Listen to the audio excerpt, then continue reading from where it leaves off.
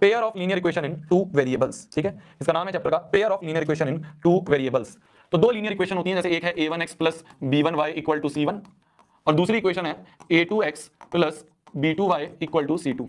तो एक इक्वेशन है a1x plus b1y equal to c1 और दूसरी इक्वेशन है a2x plus b2y equal to c2, ठीक है। ये दो इक्वेशंस हैं हमारे पास, ये दो इक्वेशंस हैं, ये दोनों इक्वेशंस लाइन को रिप्रेजेंट करती हैं। देखो अगर a1 upon a2 not equal to b1 upon b2 आए तो हम कह देंगे इंटरसेक्टिंग लाइंस हैं। क्या है? इंटरसेक्टिंग लाइंस हैं। इंटरसेक्टिंग मतलब इस तरह से इंटरसेक्ट करेगी दोनों लाइन। भाई दो लाइंस हैं, एक लाइन है a1x plus b1y equal to c1 और एक लाइन है a2x plus b2y equal to c2। ये दोनों लाइंस हैं।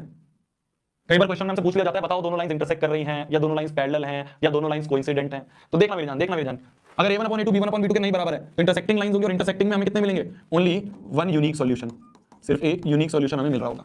अगर a1 अपॉन a2 जो है वो b1 अपॉन b2 के बराबर आ जाए और वो c1 अपॉन c2 के बराबर आ जाए तो इस केस में जो लाइंस है वो कोइंसिडेंट लाइंस होंगी। याद आ रहा है ना? तो इस केस में वो कोइंसिडेंट लाइंस होंगी। कोइंसिडेंट का मतलब एक के ऊपर एक चढ़ जाएंगी।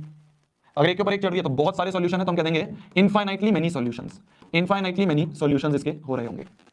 अगर a1 अपॉन a2 जो है वो b1 अपॉन b2 के बराबर है पर वो c1 अपॉन c2 के बराबर ना आए, तो इस केस में हम जो लाइंस हैं उसे कह देंगे पैरेलल लाइंस। इस केस में हम लाइंस को कह देंगे पैरेलल लाइंस। और अगर पैरेलल लाइंस हैं तो केस में हमें कोई भी सॉल्यूशन नहीं मिलेगा क्योंकि कहीं इंटरसेक्ट नहीं कर रही हैं। तो इस केस में हम कह देंगे इसे नो सॉल्यूशन वाला केस है। ये क्या है? नो सॉल्यूशन वाला केस है, ठीक है। तो अगर हमें क्या होगा, हमें क्वेश्चन इस तरह से दिया जाएगा कि बताओ लाइंस इंटरसेक्टिंग है, पैरेलल है, कोइंसिडेंट है, तो इस केस में हमें क्या करना है? हमें चेक करना है बस a1 अपॉन a2 और b1 अपॉन b2 और c1 अपॉन c2 का रेशियो। अगर a1 upon a2 b1 upon b2 के बराबर नहीं है तो intersecting, a1 upon a2 b1 upon b2 c1 upon c2 बराबर है coincident, a1 upon b2 b1 upon b2 और c1 अपॉन c2 के बराबर नहीं है, ये दोनों तो बराबर है पर c1 अपॉन c2 के बराबर नहीं है, तो कह देंगे पैरेलल लाइंस हैं। तो हम कह देंगे पैरेलल लाइंस हैं, ठीक है मेरी जान। देखो एक वर्ड होता है कंसिस्टेंट, कंसिस्टेंट का मतलब एटलीस्ट वन सॉल्यूशन। बस एक वर्ड है कंसिस्टेंट का मतलब होता है एटलीस्ट एक सॉल्यूशन मिले, एटलीस्ट एक सॉल्यूशन हमें मिले। तो कंसिस्टेंट का मतलब होता है एटलीस्ट एक सॉल्यूशन तो हमें मिलना चाहिए। तो देखो यहाँ पे हमें एक मिल रहा है, यहाँ पे बहुत सारे मिल रहे हैं, तो एटलीस्ट एक तो मिल रहे हैं ना। तो इन दोनों केसेस को हम कहते हैं कंसिस्टेंट केसेस। और इस वाले केस में एक भी नहीं मिल रहा तो इसे कहते हैं इनकंसिस्टेंट। इसे कहते हैं अपन इनकंसिस्टेंट।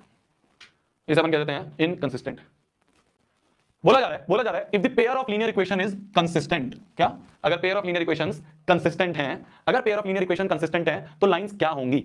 मैंने कहा कंसिस्टेंट के केस में क्या क्या पॉसिबल ऑप्शंस हैं, या तो यूनिक होगा या इनफाइनाइटली, या तो इंटरसेक्टिंग होगी या कोइंसिडेंट। कंसिस्टेंट मतलब एटलीस्ट एक सॉल्यूशन, तो इंटरसेक्टिंग और कोइंसिडेंट दोनों में हमें कंसिस्टेंट बोला जाएगा, तो इंटरसेक्टिंग होगी या कोइंसिडेंट होगी, ठीक है। तो ये तो बहुत आसान सा क्वेश्चन था, बस ये तो लॉजिकल क्वेश्चन है इसलिए मैंने डाल दिया। पेयर ऑफ लीनियर इक्वेशंस होती हैं, pair of linear equation in two variable जो होती हैं, इनके सॉल्यूशन निकालने के लिए, सॉल्यूशन मतलब x और y की वैल्यूज, ये जो x और y की वैल्यूज हैं, अभी तो हम बता रहे थे इंटरसेक्टिंग होगा तो यूनिक सॉल्यूशन, कोइंसिडेंट होगा तो इनफाइनाइटली मेनी, पैरेलल होगा तो नो सॉल्यूशन, है ना। तो ये सॉल्यूशन का मतलब x और y की वैल्यूज। तो ये जो x और y की वैल्यूज हैं, इसे कहते हैं सॉल्यूशन। ये सॉल्यूशन निकालने के हमारे पास दो तरीके हैं, या तो हम दोनों लाइंस का ग्राफ बनाएं, तो एक होता है ग्राफिकल मेथड, दोनों लाइंस का ग्राफ बनाया, जहां वो इंटरसेक्ट कर रहा है वो कोऑर्डिनेट जो होंगे x और y, वो हमारा आंसर। जहां इंटरसेक्ट कर रहा है वो x और y का सॉल्यूशन। और दूसरा मेथड होता है हमारा अलजेब्रिक मेथड। तो पहले हम ग्राफिकल मेथड से करते हैं, जैसे हमें ग्राफ बनाना आना चाहिए, जो मैंने तुम्हें पहले भी बताया था। तो इस वाले मेथड को देखते हैं, है ना, इस वाले मेथड को देखते हैं। देखना ध्यान से। हमसे बोला गया है बताओ the area of triangle form by the line this with the coordinate axis. क्या? एक लाइन है x by a plus y by b equal to 1। इस लाइन का कोऑर्डिनेट एक्सिस के साथ एक ट्राइंगल बनेगा। तो पहले तो हमें लाइन की इक्वेशन बनानी आनी चाहिए। लाइन की इक्वेशन कैसे बनाते हैं, वो लाइन का ग्राफ कैसे बनाते हैं? डब्बा बनाते हैं, से डब्बा, एक x और एक y।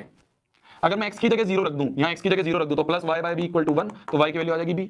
तो x की जगह 0 रखने पे y b आ गया। x की जगह अगर अपन अब y की जगह अगर 0 रख दूं, तो यहाँ y की जगह 0, तो x by a plus 0 equal to 1, तो x की वैल्यू आ गई a। तो मतलब जो दो पॉइंट्स हैं वो होंगे 0, b और a, 0। जो दो पॉइंट्स हैं वो क्या होंगे? 0, b और a, 0। ये दो पॉइंट्स हैं जो हमें ग्राफ पे प्लॉट करने हैं, जिससे हमारा ये वाली लाइन की इक्वेशन बन जाएगी। तो मान लो हमारा ग्राफ जो है वो बनाते हैं। वैसे तुम्हें ग्राफ पेपर मिलेगा, ठीक है, वैसे तो तुम्हें ग्राफ पेपर मिल रहा होगा एग्जाम में, ठीक है। तो ये x है, ये y है। जब भी किसी स्ट्रेट लाइन का ग्राफ बनाना होता है, ध्यान से सुनना, जिसको नहीं आता ध्यान से सुन लो, वैसे तुम सबको आता है, मैंने बहुत सारे ग्राफ तुम्हें बनवा रखे हैं, वैसे तुम सबको आता है, ठीक है। तो जब भी हमें किसी स्ट्रेट लाइन का ग्राफ बनाना होता है तो हमें दो पॉइंट चाहिए होते हैं। उन दो पॉइंट्स को ज्वाइन कर दो, ग्राफ बन जाएगा। तो एक पॉइंट मैंने निकाला 0, b, x को 0 रख के y b आ गया, और एक बार y को 0 रखा तो x a आ गया। तो 0, b और a, 0 ये दो पॉइंट्स हैं, ठीक है। तो पहला पॉइंट है 0, b कि x में 0 और y में कुछ b है, y में कोई b होगा। और दूसरा पॉइंट है a, 0 मतलब x में कुछ a है और y में 0 है, तो ये a, 0 होगा। तो ये पॉइंट हो गया हमारा a, 0 और 0, b जो है ये हो गया हमारा x में 0 और y में b। तो हमारी जो स्ट्रेट लाइन बनेगी वो ये बन जाएगी, हमारी जो स्ट्रेट लाइन बनेगी वो कुछ ये बन जाएगी। क्या कोई ट्रायंगल बनता हुआ दिख रहा है कोऑर्डिनेट एक्सिस के साथ? क्या कोई ट्रायंगल बनता हुआ दिख रहा है हमें कोऑर्डिनेट एक्सिस के साथ? देखो ये कोऑर्डिनेट एक्सिस है और ये लाइन है, तो ये तीनों मिलके ये वाला ट्रायंगल बना रहे हैं, ये तीनों मिलके ये वाला ट्रायंगल बना रहे हैं। हमें क्या करना है, हमें इस ट्रायंगल का एरिया निकालना है, हमें इस ट्रायंगल का एरिया निकालना है। एरिया होता है half into base into height. ये राइट एंगल ट्रायंगल है तो हाइट हो गई ये लेंथ कितनी है, ये लेंथ कितनी है b और बेस कितना है, ये लेंथ कितनी है a, तो हाफ इंटू बेस है a, हाइट है b, तो ये हो गया ab/2। तो इतना स्क्वायर यूनिट्स हमारा एरिया होगा, इतना स्क्वायर यूनिट्स तो ab/2 हाफ ऑफ ab, ये हमारा आंसर होगा। इतना स्क्वायर यूनिट्स हमारा एरिया होगा। ठीक है मेरी जान, तो हमें ग्राफ बनाना आना चाहिए, कैसे बनाते हैं ग्राफ? 2 पॉइंट ले लो, ज्वाइन कर दो, ठीक है। तो एक होता है ग्राफिकल मेथड और दूसरा होता है एल्जेब्राइक मेथड। एल्जेब्राइक में भी 2 मेथड हैं, एल्जेब्रिक में भी हमारे पास 2 मेथड्स हैं, एक है सब्स्टिट्यूशन और एक है एलिमिनेशन। ठीक है, वैसे तो तुम्हें आता होगा पर एक बार मैं एक एग्जांपल लेके दोनों समझाता हूं, ठीक है। एक बार मैं एग्जांपल लेके दोनों समझाता हूं, ध्यान से देखना। पहले सब्स्टिट्यूशन समझते हैं, जिसको नहीं आता वो देख लो, मान लो दो इक्वेशन है x + 3y = 4 और एक और इक्वेशन है x - y = 2, ठीक है। 2 इक्वेशन है, इन दोनों इक्वेशन को हमें सब्स्टिट्यूशन से सॉल्व करना है। तो सब्स्टिट्यूशन का मतलब होता है एक में से वेरिएबल की वैल्यू उठाकर दूसरे में पटक दो, तो एक में से वैल्यू उठाकर दूसरे में पटक दो। ये मान लो ये 2x है, ये मान लो 2y, ये 2x ही कर देते हैं, चलो 2x ही कर देते हैं। तो एक में से वैल्यू उठा के दूसरे में पटक दो, ये होता है सब्स्टिट्यूशन। सब्स्टिट्यूशन मतलब एक में से वैल्यू उठा के दूसरे में पटक दो। तो एक में से किसी भी वेरिएबल की वैल्यू उठा लो, जैसे इसमें से हम किसी की भी वैल्यू उठा ले, मान लो इसमें से हमने क्या करा, इसमें से y की वैल्यू उठा ली, तो y इधर चला गया, 2 इधर चला गया, तो 2x - 2 जो है वो y होगा, y मिल गया, y इधर और 2 इधर, तो y की वैल्यू आ गई 2x - 2। इस y को उठा के यहां पटक दो, तो x + 3 × 2x - 2 = 4। तो ये बन गया x + 3 = 6x - 6 = 4। x + 6 is 7x, ये इधर जाएगा तो प्लस हो जाएगा, तो 4 + 6 = 10, तो x की वैल्यू आ गई 10/7, x की वैल्यू आ गई 10/7। तो हमने क्या करा, सबसे पहले एक में से वैल्यू उठा के हमने इसमें y किसी की भी उठा सकते, मैंने y उठाया, तो मैंने एक में से वैल्यू उठा के दूसरे में पटक दी, तो यहां से x आ गया। y कैसे निकलेगा, y ये रहा ना, तो y की वैल्यू क्या है 2x - 2, तो 2 × x क्या है 10/7 - 2, भाई y तो यही है ना, अब जो x निकला है उसको वापस पुट कर दो, तो y की वैल्यू आ गई 20/7 - 2, एलसीएम ले लें तो 20 - 7 = 14 = y, तो y की वैल्यू आ गई 6/7। तो x है 10/7 और y है 6/7। मान लो यही सेम क्वेश्चन है, इस सेम क्वेश्चन को ऐसा करते हैं, इसी सेम क्वेश्चन को ऐसा करते हैं अपन एलिमिनेशन से करके दिखाता हूं मैं। इसी सेम क्वेश्चन को अब हम एलिमिनेशन से करते हैं, कौन से मेथड से, एलिमिनेशन से करते हैं सेम क्वेश्चन को। देखना एलिमिनेशन से करते हैं इसको। एलिमिनेशन मतलब किसी एक चीज को एलिमिनेट कर दो, एलिमिनेशन का मतलब किसी एक चीज को एलिमिनेट कर दो। एलिमिनेट का मतलब उठा के बाहर फेंक दो, एलिमिनेट का मतलब उठा के बाहर फेंक दो। सब्स्टिट्यूशन मेथड, सब्स्टिट्यूशन का मतलब क्या होता है, सब्स्टिट्यूशन का मतलब होता है किसी एक को सब्स्टिट्यूट करना है, किसी एक को, या तो x को या y को, और जिसको भी सब्स्टिट्यूट करना है ना, उसके कोफिशिएंट्स बराबर कर दो, जैसे मान लो मेरी जान ये है 2x - y = 2, ठीक है, ये 2 इक्वेशन है। मान लो मुझे x को एलिमिनेट करना है, ठीक है, मान लो इस x को एलिमिनेट करना है, तो x का यहाँ कोफिशिएंट 2 है और यहाँ कोफिशिएंट 1 है, मतलब इसको भी मेरे को 2 करना है। भाई जिसको भी एलिमिनेट करना है उसके कोफिशिएंट बराबर कर दो।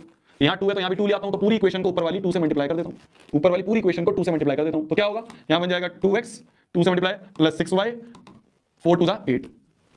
और ये ऐसे कैसे रहने दो, क्योंकि इसमें तो ऑलरेडी 2 है ना, तो इसको ऐसे कैसे रहने दो 2x - y = 2। अब मैं ऐसा क्या करूं कि इनमें से 2 उड़ जाए, x वाली क्वांटिटी उड़ जाए। देखो यहाँ भी प्लस है, तो इन दोनों इक्वेशंस को माइनस कर देता हूं, यहाँ माइनस तो यहाँ प्लस, यहाँ प्लस है तो यहाँ माइनस करने पे नीचे वाले का साइन चेंज कर देते हैं, और अब इस वाले साइन को मानेंगे, तो 2x - 2x कट गया, 6 + y 6y + y, प्लस वाला साइन यूज करेंगे, इसको नहीं यूज करेंगे नीचे वाला, 6y + y 7y = 8 - 2 6, तो y बराबर आ गया 6/7, y की वैल्यू आ गई 6/7। तो क्या y की वैल्यू 6/7 आ रही थी, बहुत बढ़िया। अब x निकालना है, तो x निकालने के लिए क्या करेंगे, इस y को किसी में पुट कर दो, मान लो इसमें पुट कर दें, क्या बोला मैंने, अब जो y निकल गया इसको किसी में पुट कर दो, इसमें कर दो, चाहे इसमें कर दो, किसी में भी कर दो। इसको मान लो यहाँ पुट कर दिया, तो 2x - y की जगह 6/7 रख दें = 2, तो 2x बराबर आ गया 2 + 6/7, तो ये बन जाएगा 7, एलसीएम ले लें, तो 7 × 2 = 14 + 6, ये आ गया 2x, तो 2x की वैल्यू आ गई 20/7, 2 10 20, तो x की वैल्यू आ गई 10/7, x की वैल्यू आ गई 10/7। देखो x की वैल्यू क्या थी 10/7, तो 10/7 6/7, 10/7 6/7, दिस इज योर आंसर। चलो ये क्वेश्चन हमने ऑलरेडी कर रखा है, ये क्वेश्चन हमने ऑलरेडी कर रखा है, बस एक बार तुम्हें रिकैप हो जाए इसलिए लिया आया मैं। एक है 49x + 51y = 499 और एक है 51x + 49y = 501। इस तरह का क्वेश्चन जब भी दिख जाए, किस तरह का कि पहले जो x के पास था अब वो y के पास चला गया, पहले x के साथ था 49 अब y के साथ आ गया 49, और पहले जो y के साथ था 51 अब वो x के साथ चला गया, तो कोएफिशिएंट्स इंटरचेंज हो गए, कोएफिशिएंट्स इंटरचेंज हो गए। इस केस में पता क्या करते हैं, इस केस में पता क्या करते हैं, इस केस में पहले तो इन दोनों इक्वेशंस को ऐड कर दो, पहले तो इन दोनों इक्वेशंस को ऐड कर दो, तो दोनों को अगर ऐड करेंगे तो देखना 49x + 51y = 499 और 51x + 49y = 501, इन दोनों इक्वेशंस को सबसे पहले तो ऐड कर दो, तो 49 + 51 100x प्लस 49 + 51 + 49 100y = 501 + 499 is 1000। यहाँ से 100 कॉमन ले लें तो बन जाएगा x + y = 1000, 100 से ये गया तो यहाँ से मिल गया x + y = 10। तो देख लो बहुत छोटी इक्वेशन बन गई, बहुत छोटी इक्वेशन बन गई। तो जब भी इस तरह का क्वेश्चन देखो एक बार दोनों को ऐड कर दो, पहला स्टेप पहला स्टेप पहला स्टेप पहला स्टेप, दोनों को ऐड कर दो, और सेकंड स्टेप एक बार दोनों को सबट्रैक्ट कर दो। तो एक बार दोनों को सबट्रैक्ट करेंगे कैसे, देखो 49x + 51y = 499 और 51x + 49y = 501, तो एक बार इन दोनों को अपन सबट्रैक्ट कर दें, तो यहाँ प्लस है तो यहाँ माइनस, यहाँ प्लस है तो यहाँ माइनस, यहाँ प्लस है तो यहाँ माइनस। 49 में से 51 गए, 49 में से 51 गए तो -2x, 51 में से 49 गए तो +2y = 499 से 501 गए तो -2, यही बनेगा, यही बनेगा, यही बनेगा। इसमें से 2 कॉमन ले लें तो अंदर बन जाएगा, या -2 कॉमन ले लें, ये -2 कॉमन ले लिया तो अंदर बन गया x - y, अंदर प्लस माइनस बन जाएगा क्योंकि माइनस कॉमन लिया है, = -2, तो -2 बन जाए -2 तो x - y = 1, x - y = 1। तो पहली इक्वेशन बन गई x + y = 10 और दूसरी इक्वेशन बन गई x - y = 1। दोनों को सॉल्व करके x और y जल्दी निकालो, दोनों को सॉल्व करके x और y जल्दी से निकालो। 2x = 11, तो x की वैल्यू आ गई 11/2 और y की वैल्यू, x की वैल्यू अगर 11/2 है तो 11/2 - 1 that is equals to 9/2, 11/2, 9/2 is your answer. तो x की वैल्यू ये है और y की वैल्यू ये है, x ये है और y ये है, ठीक है मेरी जान। कैसे करते हैं, कैसे करते हैं 2 डिजिट नंबर वाले क्वेश्चन को मेरी जान, ध्यान से देखना, ध्यान से देखना। इन अ 2 डिजिट नंबर वाले क्वेश्चन को कैसे करते हैं, याद आ रहा है, याद आ रहा है, याद आ रहा है। सबसे पहले क्या करेंगे, लेट कर लेंगे, क्वेश्चन मत पढ़ो, क्वेश्चन मत पढ़ो, लेट यूनिट प्लेस डिजिट,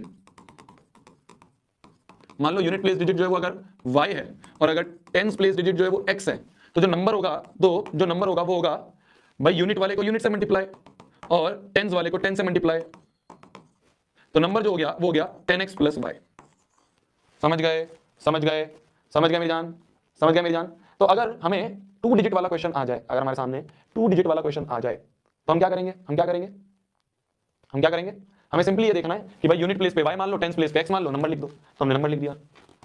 बोला जा रहा है डिजिट्स आर रिवर्स्ड, ठीक है, डिजिट्स आर रिवर्स्ड। देखो पहले सबसे पहले लाइन बोले इन अ 2 digit number the tens digit is 3 times the unit digit. तो अकॉर्डिंग टू क्वेश्चन जो टेंस प्लेस पे डिजिट है, जो टेंस प्लेस पे डिजिट है वो किसके बराबर है, tens place digit is 3 times unit place, 3 times unit place digit के बराबर है।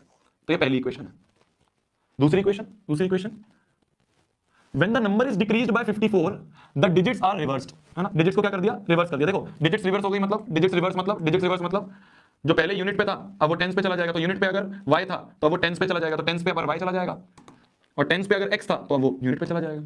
तो अब जो नंबर बनेगा वो क्या बनेगा, n डैश, वो क्या बनेगा, वो बनेगा यूनिट वाले को 1 से मल्टीप्लाई, टेंस वाले को 10 से मल्टीप्लाई, तो n डैश जो आएगा वो आएगा 10y + x। अब वापस से क्वेश्चन पढ़ो, सबसे पहला था हमने यूनिट प्लेस पे y माना, टेंस प्लेस पे x माना, नंबर लिख दिया, डिजिट रिवर्स करके नंबर ये आ गया। अब क्वेश्चन पढ़ो, पहली लाइन दी थी कि 2 डिजिट नंबर में, इस वाले 2 डिजिट नंबर में जो टेंस डिजिट है वो 3 टाइम्स यूनिट डिजिट है, तो टेंस वाला जो है वो 3 टाइम्स यूनिट है, पहली इक्वेशन। दूसरा क्या बोला हुआ है when the number is decreased bye 54। अब वापस से देखो अकॉर्डिंग टू क्वेश्चन क्या लिखा है कि जो नंबर है अगर उसको 54 से डिक्रीज कर दिया, इस नंबर को 54 से डिक्रीज कर दिया, द डिजिट्स आर रिवर्स्ड, तो हमें रिवर्स डिजिट वाला नंबर मिलेगा। क्या बोला कि इस नंबर को अगर मैंने 54 से डिक्रीज करा तो मेरे को रिवर्स डिजिट वाला नंबर मिलेगा। बस इसको यहां पुट कर दो, n की जगह आ गया 10x + y - 54 = n डैश मतलब हो गया 10y + x। ये 10y इधर ले जाए और ये x ले जाए तो 10x और ये x इधर जाके -x हो जाएगा, तो 9x + y - 10y तो -9y इक्वल टू ये 54 उधर जाके +54 हो गया। 9 कॉमन ले ले तो x - y = 54, तो यहां से आ गया 9 9 5 45 9 6 54, तो x - y = आ गया 6। तो एक इक्वेशन ये आ गई, सॉल्व कर लो। तो x की जगह रख दो 3y, x बराबर 3y यहां पुट कर दो, तो 3y - y = 6, 2y = 6, तो y की वैल्यू आ गई 3, y 3 है तो x क्या होगा, x होगा 3 टाइम्स y, तो 9 आ गया x। हमें क्या निकालना है, we have to find the number, ये n निकालना है। तो n क्या होगा, n होगा 10x + y, तो 10 × x है 9 प्लस y कितना है 3, तो 90 प्लस 3 इज 93, ये हमारा नंबर है। क्या बोला गया है, क्या बोला गया है? अ लैंडिंग लाइब्रेरी, मतलब लाइब्रेरी मतलब लैंडिंग लाइब्रेरी मतलब ऐसा कुछ नहीं है, मतलब लाइब्रेरी है बस, ठीक है। Has a fixed charge for the first 3 days and an additional charge for the extra each day, ठीक है। तो पहले 3 दिन के लिए फिक्स चार्ज है। तो मान लेते हैं फिक्स चार्ज जो है फॉर फर्स्ट 3 डेज के लिए जो फिक्स चार्ज है मान लो x है, और बोला जा रहा है and an additional charge for each day thereafter, मतलब 3 दिन के बाद। तो आफ्टर 3 डेज, तो शुरू के 3 दिन के लिए तो x रुपए लगेंगे। तुम एक लाइब्रेरी से बुक ले जा रहे हो, एक लाइब्रेरी से तुम बुक ले जा रहे हो, तो शुरू के 3 दिन के लिए तो तुम्हारा फिक्स चार्ज लगेगा ही लगेगा x रुपीस। आफ्टर 3 डेज जो पर डे चार्ज होगा वो मान लेते अपन y लगेगा। ठीक है जी, ठीक है जी। तो मान लो अगर कोई बंदा 6 दिन के लिए बुक लेता है, 6 दिन के लिए बुक लेता है, तो कोई मेरे को बता सकता है कितना चार्ज लगेगा? अगर कोई बंदा 6 दिन के लिए बुक लेता है, अभी क्वेश्चन मत पढ़ो, अभी पहले ये देख लो।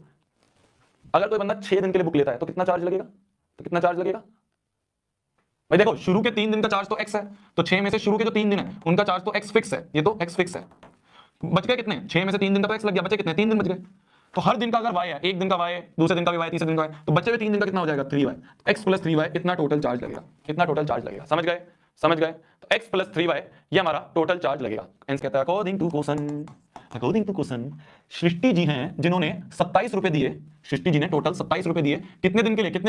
7 डेज के लिए। तो सृष्टि जी जो है उन्होंने टोटल 27 रुपए दिए, कितने दिन के लिए? 7 डेज के लिए। तो 7 में से शुरू के 3 दिन का, भाई टोटल कितने डेज थे? टोटल 7 डेज के लिए रखा, तो 7 में से शुरू के 3 दिन का चार्ज तो x है, बच गए कितने? 4 दिन। तो 4 दिन का कितना होगा? 4y, x प्लस 4y ये आ गया 27। इनकी दोस्त है रेखा जी, तो रेखा जी ने टोटल कितने रुपए दिए? 21 रुपए दिए। तो रेखा जी ने टोटल 21 रुपए दिए, कितने दिन के लिए? 5 दिन के लिए, 5 डेज के लिए। 5 में से शुरू के 3 दिन का चार्ज तो उनका x लगा होगा, बचे कितने? 2 दिन। भाई 5 में से 3 दिन का x लगा, 2 दिन का पर डे चार्ज के हिसाब से 2y लग गया, तो x प्लस 2y आ गया 21। तो रेखा जी की इक्वेशन ये है, सृष्टि जी की इक्वेशन ये है, x और y निकल जाएगा, ये तो निकालना है। फाइंड दी, क्या फाइंड करना है? Find the fix charge x and additional charge per day y। ठीक है, पेड बाय देम मतलब दोनों के बताने हैं, मतलब इसने 4y दिया तो 4y बता देना, इसने 2y दिया तो 2y की वैल्यू x और y निकल जाएगा आंसर।